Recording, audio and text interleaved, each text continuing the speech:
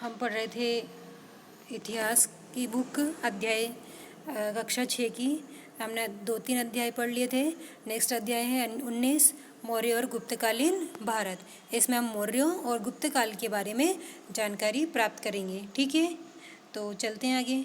मौर्य काल जो है चतुर्थ शताब्दी ईसा पूर्व से द्वितीय शताब्दी ईसा पूर्व तक था। मौर्य काल का समय कब से था? ईसा पूर्व चौथी शताब्दी ईसा पूर्व से दूसरी शताब्दी ईसा पूर्व तक। मौर्य काल का समय कब से कब तक था? फोर्थ सेंचुरी से चौथी शताब्दी ईसा पूर्व से दूसरी सेकंड शताब्दी ईसा पूर्व तक था। तो मौर्य काल का समय कब से कब तक माना जाता है? चौथी शताब्दी ईसा पूर्व से दूसरी शताब्दी ईसा पूर्व तक माना जाता है। आगे चलते हैं। मौर्य साम्राज्य की स्थापना से में आचार्य चाणक्य या विष्णुगुप्त का महत्वपूर्ण योगदान है। तो अब मौर्य साम्राज्य की स्थापना में सबसे महत्वपूर्ण योगदान किसका है? आचार्य चाणक्य या विष्णुगुप्त का महत्वपूर्ण योगदान है। किसका योगदान है? आचार्य चाणक्य और विष्णुगुप्त का। मौर्य साम्राज्य की स्थापना किसने की थी? आचार्य चाणक्य ने। चाणक्य का ही दूसरा नाम क्या है? विष्णुगुप्त भी है। ठीक है, तो चाणक्य ने इसकी स्थापना कैसे की थी मौर्य साम्राज्य की? पहले क्या हुआ था, मतलब मगध जो एक मगध है, मगध पर क्या था? पहले घनानंद, नंद वंश का शासन था। नंद वंश का शासन था तो वहाँ का जो राजा शासक था ना, कौन था? घनानंद था। तो वो घनानंद जनता पर सब पर अत्याचार करता था। तो ये जो चाणक्य है ना, ये इसके दरबार में गया था एक बार। तो दरबार में गया तो इसके बाद इसने सोच लिया था, तो घनानंद ने क्या करा? इस चाणक्य का अपमान कर दिया। तो चाणक्य ने भी शपथ ले ली थी कि जब तक मैं इस नंदवंश के शासन को समाप्त नहीं करूँगा तो ऐसे करके इसने शपथ ले ली थी। तब से ही चाणक्य ने मौर्य साम्राज्य की स्थापना का प्रण लिया था। तो मौर्य साम्राज्य की स्थापना किसने की थी? चाणक्य ने की थी। ये आगे आई गया। मौर्य साम्राज्य की स्थापना से पूर्व मगध पर नंद वंश के शासक घनानंद का शासन था। तो मौर्य साम्राज्य जब स्थापना नहीं हुई तो उसके पहले जो मगध है, ये 16 महाजनपद जो पढ़े थे उसमें पढ़ा था हमने मगध। तो मगध पर किसका शासन था? नंद वंश के शासक घनानंद का शासन था। ठीक है, मगध एक बहुत बड़ा साम्राज्य था, तो इस पर नंद वंश के शासन घनानंद का शासन था। घनानंद ने जनता पर बहुत अधिक अत्याचार किए जिससे जनता नाराज़ थी। तो घनानंद जो है ना, इसने जनता पर बहुत अधिक अत्याचार किए थे जिससे जनता क्या थी? बहुत ज़्यादा नाराज़ थी। मतलब ये जनता के विरुद्ध कार्य करता था, उनके लिए अच्छा भलाई का काम नहीं करता था, अत्याचार करता था जनता पर। तो जनता इससे बहुत ज़्यादा नाराज़ थी। आचार्य चाणक्य तक्षशिला विश्वविद्यालय के शिक्षक थे। तब यहाँ पर घनानंद नाम के राजा का शासन था। जब मगध जो है ना, मगध में एक क्या था? तक्षशिला विश्वविद्यालय। तो इस तक्षशिला विद्यालय जो है तक्षशिला, यहाँ पर कौन शिक्षक थे? आचार्य चाणक्य जो ये शिक्षक थे। तो यहाँ पर किसका था? घनानंद नाम के राजा का शासन था। वही घनानंद, नंदवंश का घनानंद। तो इस घनानंद का यहाँ पर शासन था। कहाँ पर? मगध पर। और मगध में कौन सा विश्वविद्यालय था? तक्षशिला विश्वविद्यालय था। वहाँ पर शिक्षक कौन था? चाणक्य था। ठीक है, एक बार घनानंद ने चाणक्य का अपमान कर दिया। तब से चाणक्य ने घनानंद के वंश को समाप्त करने की प्रतिज्ञा की। तो एक बार क्या हुआ? घनानंद ने क्या करा? चाणक्य का अपमान कर दिया। जो चाणक्य जो था ना, तक्षशिला का शिक्षक, ये घनानंद के वहाँ गया दरबार में, तो यहाँ पे क्या करा? घनानंद ने इस चाणक्य का अपमान कर दिया।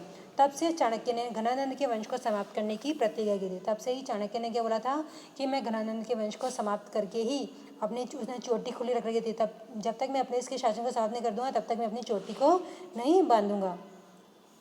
ठीक है, आचार्य चाणक्य अर्थशास्त्र और राजनीति शास्त्र के विद्वान थे। जो ये चाणक्य जो थे, ये तक्षशिला विश्वविद्यालय में शिक्षक थे। तो ये किसके विद्वान थे? शास्त्र और राजनीति शास्त्र के विद्वान थे।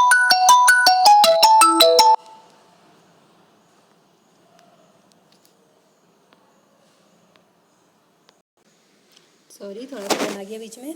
तो एक बार घनानंद ने क्या करा? चाणक्य का अपमान कर दिया। तब से चाणक्य ने घनानंद के वंश को समाप्त करने की प्रतिज्ञा की।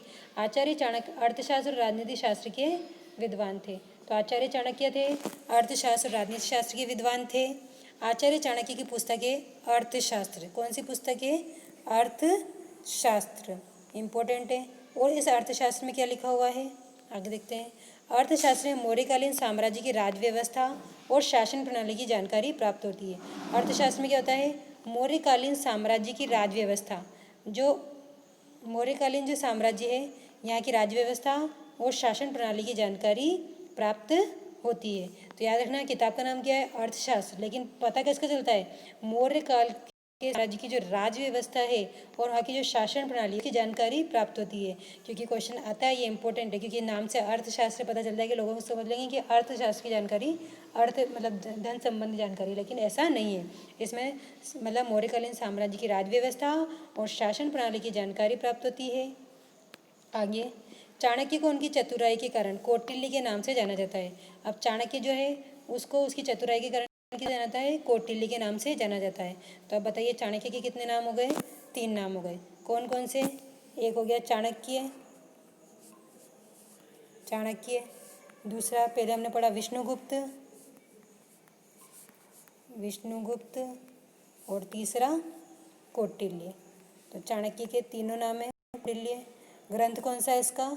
इनका अर्थशास्त्र। किसकी जानकारी मिलती है?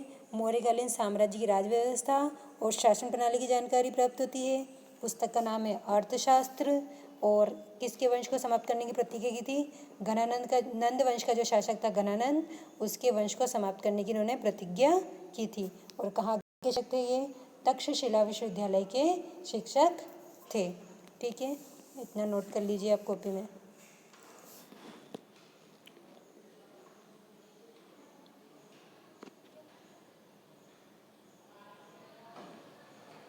कर लीजिए नोट, स्क्रीनशॉट ले लीजिए।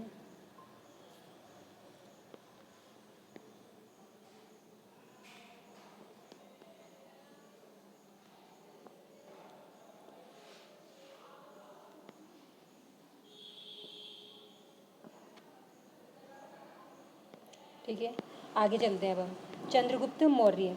चंद्रगुप्त मौर्य 322 ईसा पूर्व में, अब अगला शासक है मौर्य वंश का, ये सबसे पहले ये शासक है। चंद्रगुप्त मौर्य 322 ईसा पूर्व में नंद वंश के शासक घनानंद को परास्त कर मगध का शासक बना।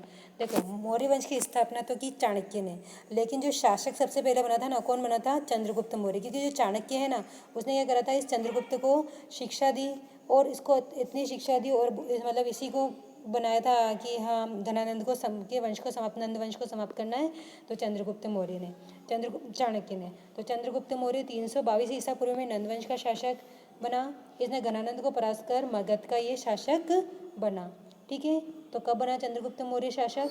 322 ईसा पूर्व में नंद वंश के शासक घनानंद को परास्त किया और मगध का शासक बना। चंद्रगुप्त मौर्य ने सिकंदर के उत्तराधिकारी सेल्यूकस को भी पराजित किया था। चंद्रगुप्त मौर्य ने सिकंदर जो है ना, उसका उत्तराधिकारी था सेल्यूकस। कौन था? सेल्यूकस। सिकंदर, स से सिकंदर, स से सेल्यूकस। तो सिकंदर का उत्तराधिकारी कौन हो गया? सेल्यूकस। इसको भी परास्त किया था। किसने? चंद्रगुप्त मौर्य ने परास्त किया था। चंद्रगुप्त मौर्य को सेल्यूकस से कंधार, काबुल, हेरात प्रदेश और बलूचिस्तान का कुछ भाग प्राप्त हुआ था। तो चंद्रगुप्त जो मौर्य है, इसको सेल्यूकस से, जो सेल्यूकस है ना, इसको हरा दिया। तो हराने पर क्या हुआ? सेल्यूकस से इसको कंधार, जो पाकिस्तान में, काबुल, हेरात प्रदेश और बलूचिस्तान, इसके कुछ भाग प्राप्त हुए थे। ठीक है, सेल्यूकस की पुत्री का विवाह भी चंद्रगुप्त मौर्य से हुआ था। इसके अलावा जो सेल्यूकस जो है, इसकी पुत्री का विवाह, कौन थी पुत्री? हेलेना। हेलेना, इसका विवाह भी क्या हुआ था? चंद्रगुप्त मौर्य से हुआ था। ठीक है, सेल्यूकस की पुत्री का विवाह किससे हुआ था? चंद्रगुप्त मौर्य से हुआ था। नोट कर लीजिए आप।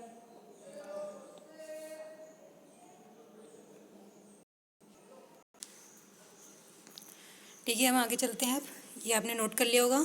तो सेल्यूकस की जो पुत्री है उसका विवाह भी, सेल्यूकस की जो पुत्री है उसका विवाह किससे हुआ था? चंद्रगुप्त मौर्य से हुआ था। नाम क्या था? हेलेना। ठीक है, तो चंद्रगुप्त 322 ईसा पूर्व में मगध का शासक बना। किसको परास्त किया? नंदवंश के शासक घनानंद को परास्त किया और सिकंदर को परास्त किया था। सिकंदर के उत्तराधिकारी सेल्यूकस को भी परास्त किया था और सेल्यूकस से उसे कंधार, काबुल, हेरात और बलूचिस्तान का कुछ भाग प्राप्त हुआ था। और सेल्यूकस की जो पुत्री है उसका विवाह चंद्रगुप्त मौर्य से हुआ था। ठीक है, आगे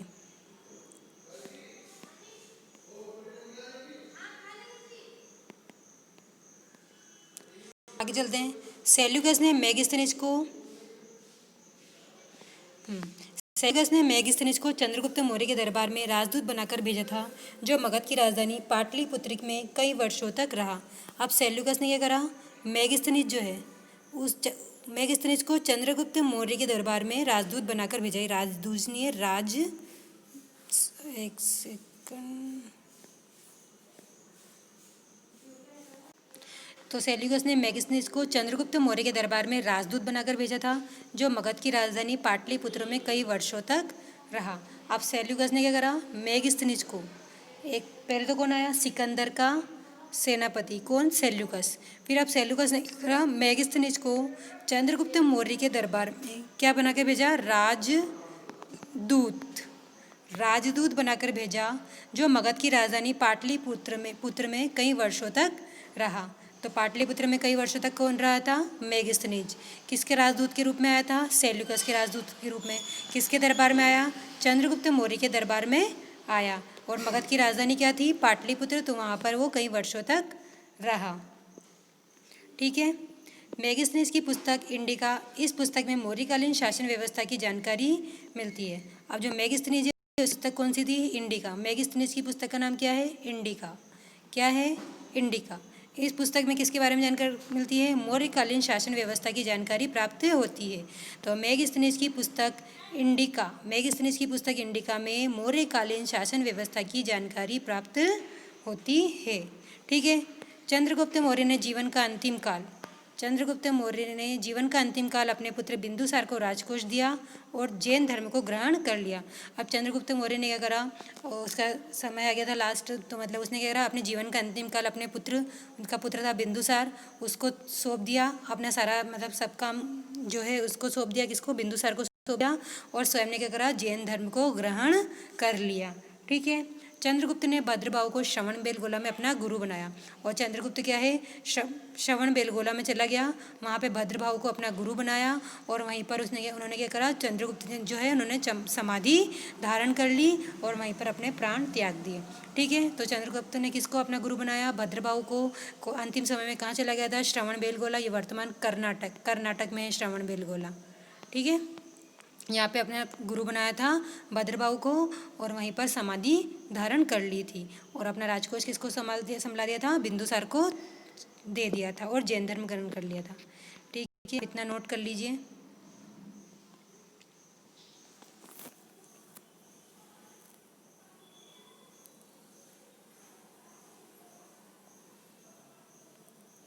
ठीक है, समझ आया आपको। तो मेगिस्थिनिस की पुस्तक का नाम भी याद रखना आप, इंडिका। मेगिस्थिनिस किसके समय में दरबार में आया था, चंद्रगुप्त मौर्य के दरबार में आया था। किसने भेजा था, सेल्यूकस ने भेजा था। कहाँ रुका था, मगध की राजधानी पाटलिपुत्र में कई वर्षों तक रुका था। और मेगिस्थिनिस की जो पुस्तक है इंडिका, इसमें किसके बारे में जानकारी मिलती है, मौर्यकालीन शासन व्यवस्था की जानकारी मिलती है। चंद्रगुप्त मौर्य ने जीवन का अंतिम काल किसको मतलब काल में क्या करा, बिंदुसार को अपना सब साम्राज्य सौंप दिया और स्वयं ने क्या करा, जैन धर्म ग्रहण कर लिया। चंद्रगुप्त ने भद्रभाव को श्रवणबेलगोला में अपना गुरु बनाया और वहाँ पे श्रवणबेलगोला जो है वर्तमान कर्नाटक में है, मतलब वहीं कर्नाटक में ही शुरू से ही। और वहाँ पर इसने क्या करा था, समाधि धारण कर ली थी चंद्रगुप्त मौर्य ने। ठीक है, चलो आगे चलते हैं। बिंदुसार जो है किसका पुत्र था, चंद्रगुप्त का पुत्र था। बिंदुसार किसका पुत्र था, चंद्रगुप्त मौर्य का पुत्र था। कौन, बिंदुसार। जो है बिंदुसार जो है अमित्रघात के नाम से भी जाना जाता है। बिंदुसार को किस नाम से जाना जाता है, अमित्रघात या अमित्रोचेट्स के भी नाम से जाना जाता है। तो बिंदुसार को किस नाम से जाना जाता है, अमित्रघात के नाम से जाना जाता है। आचार्य चाणक्य इनके दरबार के प्रधानमंत्री थे। जो चाणक्य जो था, जिसने मगध वंश की स्थापना का वो बोला था, तो वो बिंदुसार मतलब चंद्रगुप्त मौर्य के समय तो थे ही सही, इसके बाद वो चाणक्य के समय आए। चाणक्य के दरबार के ये प्रधानमंत्री थे। कौन, बिंदुसार जो है चाणक्य के दरबार में प्रधानमंत्री थे। बिंदुसार ने 272 ईसा पूर्व तक शासन किया। बिंदुसार ने क्या करा, 272 ईसा पूर्व तक शासन किया था। कितने वर्ष तक शासन किया, 272 ईसा पूर्व तक शासन किया। तो याद रखना, बिंदुसार किसका पुत्र था, चंद्रगुप्त मौर्य का पुत्र था। किसका पुत्र था बिंदुसार, चंद्रगुप्त मौर्य का। चंद्रगुप्त मौर्य के बेटे का नाम क्या है, बिंदुसार। बिंदुसार को किस नाम से जाना जाता है, अमित्रघात के नाम से जाना जाता है। इसके दरबार के प्रधानमंत्री कौन था, चाणक्य का था, बिंदुसार के दरबार में प्रधानमंत्री था। बिंदुसार का समय 272 ईसा पूर्व तक शासन किया था इसने। ठीक है, समझ आया आपको, नोट कर लीजिए आप ये।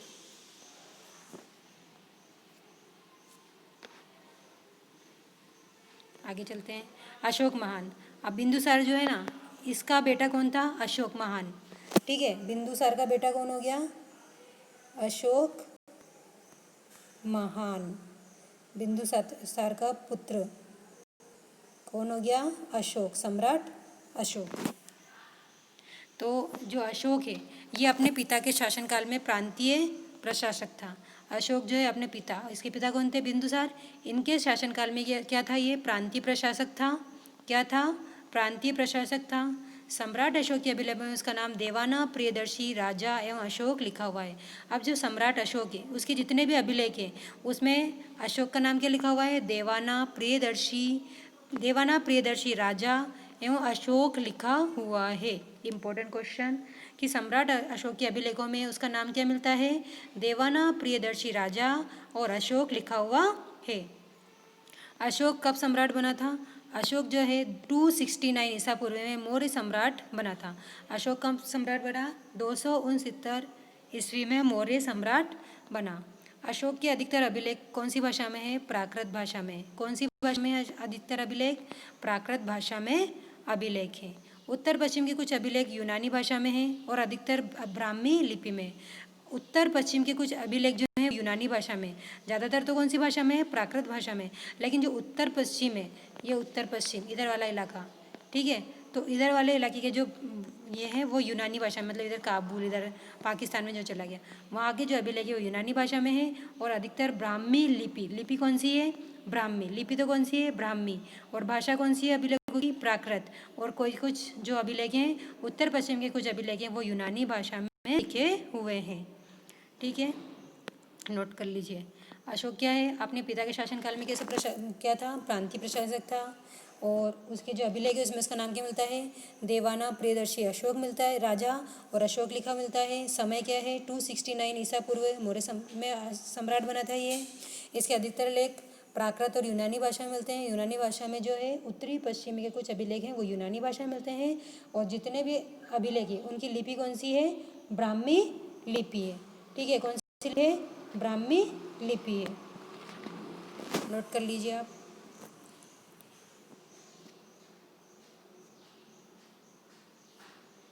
आगे चलते हैं। सम्राट अशोक की धार्मिक नीति।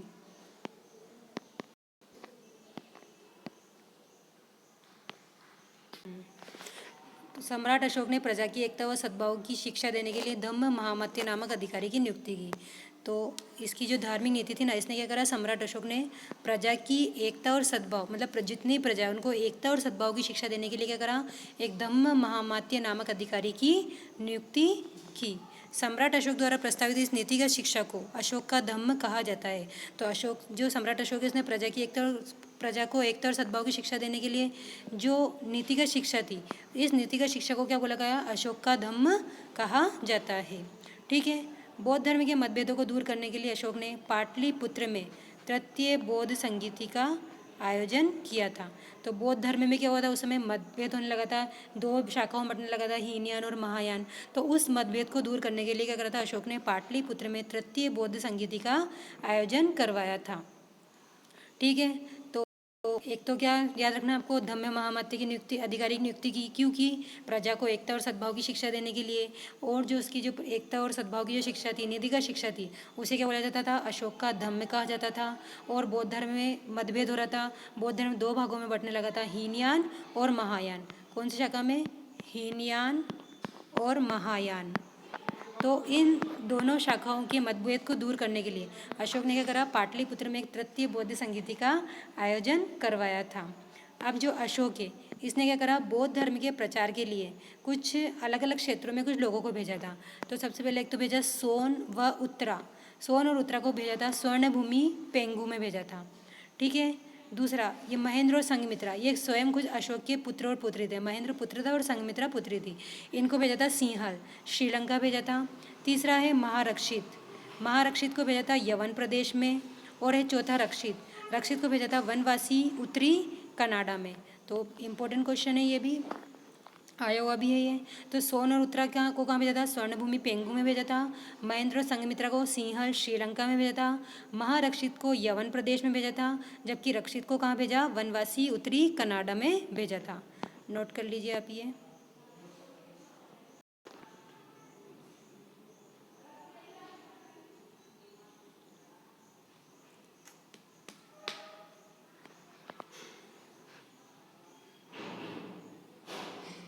कर लिया होगा नोट, आगे चलते हैं।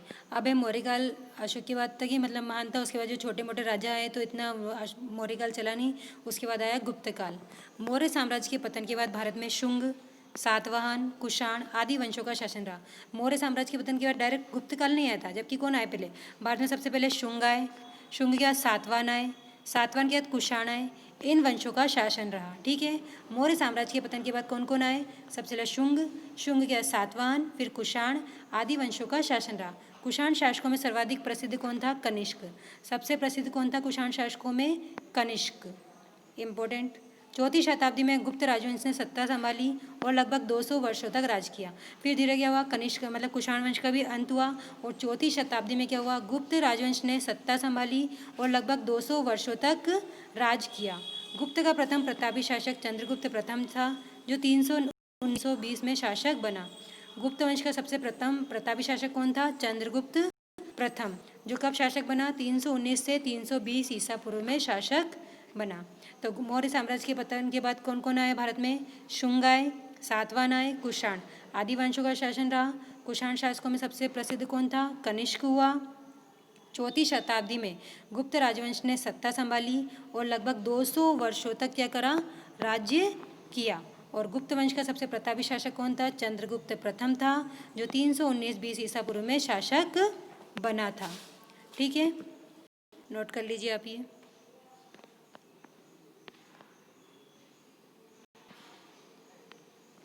अब है समुद्रगुप्त।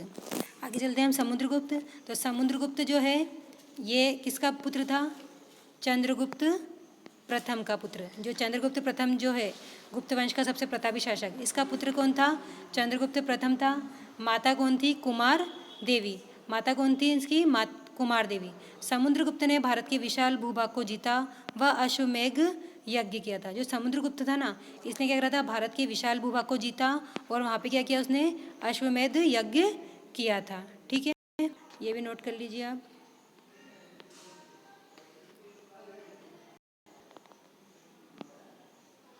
ठीक है, आगे चलते हैं।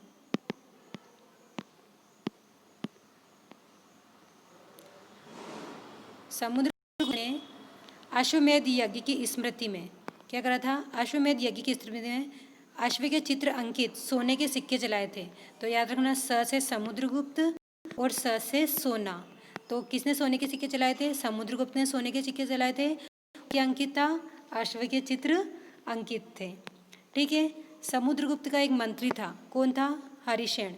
क्या नाम था समुद्रगुप्त के मंत्री का नाम? हरिशेन। इसने किसकी रचना की थी? प्रयाग प्रशस्ति की रचना की थी। समुद्रगुप्त का एक मंत्री था हरिशेन, रचना की थी काय की? प्रयाग प्रशस्ति। किसकी रचना की थी? प्रयाग प्रशस्ति। किसने की थी? हरिशेन ने। और किसकी? इसमें समुद्रगुप्त के दरबार में रहता था ये मंत्री हरिशेन, और इसने प्रयाग प्रशस्ति की रचना की। प्रयाग प्रशस्ति में समुद्रगुप्त की विजय अभियानों की जानकारी मिलती है। अब है प्रयाग प्रशस्ति। प्रयाग प्रशस्ति का मंत्री कौन था? मतलब समुद्रगुप्त का मंत्री कौन था? हरिशेन। तो अब हरिशेन ने जब प्रयाग प्रशस्ति की रचना की है तो वो किसके बारे में लिखेगा? अपने राज्य के बारे में लिखेगा। तो प्रयाग प्रशस्ति में समुद्रगुप्त की जितने भी विजय अभियान है इन सबकी क्या मिलती है? जानकारी मिलती है। इसके अलावा समुद्रगुप्त महान संगीतज्ञ था, जिसे वीणा वादन का शौक था। इम्पोर्टेंट है कि समुद्रगुप्त मतलब कौन महान संगीतज्ञ था जिसे वीणा वादन का शौक था? तो समुद्रगुप्त एक महान संगीतज्ञ था जिसे वीणा वादन का शौक था। चंद्रगुप्त द्वितीय विक्रमादित्य ने शक व कुषाण शासकों को परास्त किया। इसके बाद कौन आया? चंद्रगुप्त द्वितीय। इसे विक्रमादित्य के नाम से भी जाना जाता है। तो सबसे पहले तो चंद्रगुप्त प्रथम था, उसका पुत्र था समुद्रगुप्त और उसका एक और बेटा था चंद्रगुप्त द्वितीय। तो चंद्रगुप्त द्वितीय जिसे विक्रमादित्य के नाम से जाना जाता है, इसने वह शक व कुषाण शासकों को परास्त किया था। ठीक है, ये इसकी उपाधि थी विक्रमादित्य की। चंद्रगुप्त द्वितीय की उपाधि थी विक्रमादित्य। इसने शक व कुषाण शासकों को परास्त किया था। विजय अभियानों के बाद उसने विक्रमादित्य की उपाधि धारण कर उसने विक्रमी संवत चलाया। चंद्रगुप्त द्वितीय ने क्या करा? बहुत सारी विजय कर ली, बहुत सारी जगह जीत ली। उसके बाद उन अभियानों को जीतने के बाद इसने क्या करा? विक्रमादित्य की उपाधि धारण की और एक विक्रमी संवत चलाया था। ठीक है। चीनी यात्री फायान, जो चीनी यात्री एक फायान था, ये भी चंद्रगुप्त द्वितीय के शासनकाल में ही भारत आया था। तो इम्पोर्टेंट है कि फायान किसके शासनकाल में भारत आया था? चंद्रगुप्त द्वितीय के शासनकाल में भारत आया था। फायान ने लिखा है कि चंद्रगुप्त की प्रजा सुखी है, राजा न तो शारीरिक दंड देता है और न ही प्राण दंड देता है। ठीक है, तो चीनी यात्री फायान जो है चंद्रगुप्त द्वितीय के शासनकाल में भारत आया था। फायान ने लिखा है कि चंद्रगुप्त की प्रजा सुखी, राजा न तो शारीरिक दंड देता है और न ही प्राण दंड देता है। ठीक है, चांडालों के अलावा कोई मांस मदिरा का सेवन नहीं करता था। चंद्रगुप्त द्वितीय का जब शासन था तब चांडालों के अलावा कोई भी मांस मदिरा का सेवन नहीं करता था। लोग घरों में ताले नहीं लगाते थे, मतलब उस समय चोरी नहीं होती थी, तो लोग घरों में ताले भी नहीं लगाते थे। चंद्रगुप्त द्वितीय का शासनकाल प्रजा के लिए सुखमय और संपन्नता भरा हुआ था। तो चंद्रगुप्त द्वितीय का शासनकाल कैसा था? प्रजा के लिए बहुत सुखमय था और संपन्नता से भरा हुआ था। और ये जो गुप्त वंश का शासनकाल है भारतीय इतिहास का स्वर्ण युग माना जाता है। तो कौन सा काल भारतीय इतिहास का स्वर्ण युग माना जाता है? चंद्रगुप्त द्वितीय, मतलब गुप्त वंश का गुप्त काल जो है इतिहास का स्वर्णिम युग माना जाता है। अब जो विक्रमादित्य है इसके दरबार में 9 रत्न रहते थे। कौन कितने रत्न रहते थे? 9 रत्न रहते थे विक्रमादित्य, मतलब चंद्रगुप्त द्वितीय के दरबार में, क्योंकि सब कुछ अच्छा अच्छा था तो इसके दरबार में 9 रत्न रहते थे। कौन कौन से थे? एक महाकवि कालिदास, अमर सिंह, धन्वंतरी, शपणक, बेताल भट्ट, वररुचि, वराहमिहिर, शंकु, घटकरपर। कैसे याद रखोगे आप? एक तो सबसे पहले क से याद रख लो, क से कालिदास, ठीक है, अ से अमर सिंह। अब ये जो ब है ना, ब इससे 3 है, एक तो बेताल भट्ट, रुचि और वराहमिहिर। फिर श से 2 याद रख लेना, शपणक और शंकु, शंकु और शपणक। फिर एक घटकरपर याद रख लो, फिर धन्वंतरी। ठीक है, तो कौन कौन से थे? एक कालिदास, अमर सिंह, धन्वंतरी, शपणक और शंकु, बेताल भट्ट, वररुचि और वराहमिहिर, और ये हो गए 9। तो विक्रमादित्य के दरबार में 9 रत्न थे ये। अब आप इसको नोट कर लीजिए। पता नहीं क्या दिक्कत हो रही है।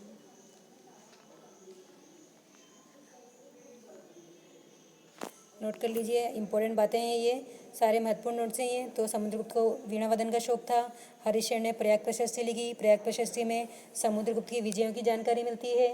और फिर उसके बाद चंद्रगुप्त द्वितीय आया, इसने विक्रमादित्य की उपाधि धारण की, शक और कुषाणों को मतलब परास्त किया, और विजय अभिनव के विक्रमादित्य की उपाधि धारण की और विक्रमी संवत भी चलाया था।